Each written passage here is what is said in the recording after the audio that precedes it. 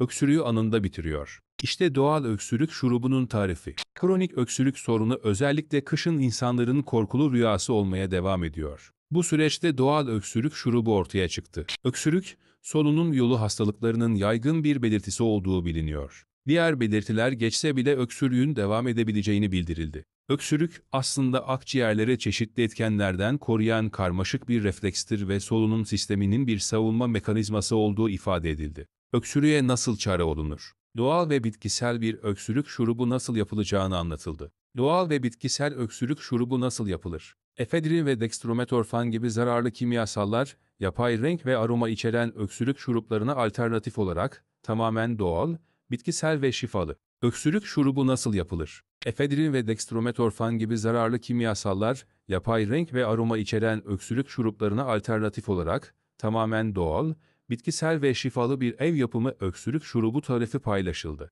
Malzemeler: 1 litre su, 100 gram rendelenmiş zencefil, 225 gram papatya, 30 gram hatmi tozu, 15 gram tarçın, 60 mililitre limon suyu, 240 mililitre bal. Bu tarz videoların devamı için devam yazar mısınız?